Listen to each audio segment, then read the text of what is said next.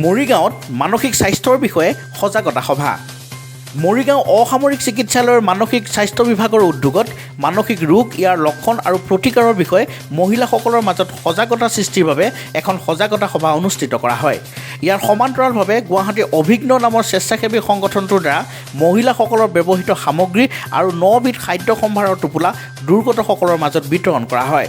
প্ৰথমবাৰৰ বাবে মৰাকলং গাঁৱলৈ আহি সজাগতা সৃষ্টি কৰাৰ লগতে পৰৱৰ্তী কালত অঞ্চলটোত এনেধৰণৰ কাৰ্যসূচী পুনৰ ৰূপায়ণ কৰিব বুলি মানসিক স্বাস্থ্য বিভাগৰ সামাজিক মনস্তত্ত্ববিদ নিমিষা হিৰু বৰাই সদৰি কৰে। গোটেই গাঁৱৰ ৰাইজৰ মাজত মানসিক স্বাস্থ্য সজাগতাৰ কাৰণে এটা শিবিৰ অনুষ্ঠান কৰোঁ। তাতে আমি মানসিক ৰোগৰ লক্ষণ, কাৰণ কোনখিনি সময়ত কেনেকুৱা ধৰণৰ লক্ষণে দেখা দিলে চিকিৎসকৰ কাষ চাপিব লাগে, এই ওপৰত পৰামৰ্শ প্ৰদান কৰোঁ আৰু তেওঁলোকৰ লগত আলোচনা কৰোঁ। আনহাতে অলপ হাঁহি, অলপ মৰম, অলপ সহায় শ্লোগানেৰে প্ৰথমবাৰৰ বাবে মৰিগাঁৱৰ স্বাস্থ্য বিভাগৰ সৈতে সহযোগিতা আগবঢ়ায় অভিজ্ঞ নামৰ স্বেচ্ছাসেৱী সংগঠনটোৱে। স্বেচ্ছাসেৱী সংগঠনটোৰ নেতৃত্বই সদৰি কৰা মতে IRS এলুমিটেন 2016-2018 বৰ্ষৰ ছাত্ৰ ছাত্ৰীসকলে বিভিন্ন ৰাষ্ট্ৰত থাকিও ৰাজ্যৰ বানাক্ৰান্তসকলৰ বাবে সাহায্য প্ৰদান কৰিছে। সেয়েহে সংবাদ মাধ্যমৰ জৰিয়তে তেওঁলোকক ধন্যবাদ জ্ঞাপন কৰে স্বেচ্ছাসেৱী সংগঠনটোৰ নেতৃবৰ্গই। আমি গুৱাহাটীৰ পৰা আহিছোঁ।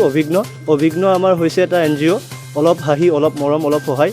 তো আমি মৰাকলঙত আহি 50 ঘৰ মানুহক খাদ্য সামগ্ৰী বিতৰণ কৰিছোঁ। তাত আপোনাৰ 9বিধ খাদ্য সামগ্ৰী আছিলে, লগতে আমি চেনিটাৰী নেপকিনো যোগান ধৰিছোঁ।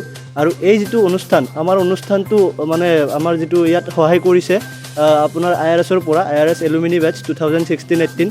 তো তাত আপোনাৰ ভাৰতবৰ্ষৰ বিভিন্ন ৰাজ্যৰ পৰা মানুহ আছে, ষ্টুডেণ্ট আছিলে, এলুমিনি ষ্টুডেণ্ট আছিলে। তেখেতসকলে এতিয়া বৰ্তমান ইটালী, ফ্ৰান্স সেনেকৈ বেলেগ বেলেগ বিভিন্ন দেশত আছে।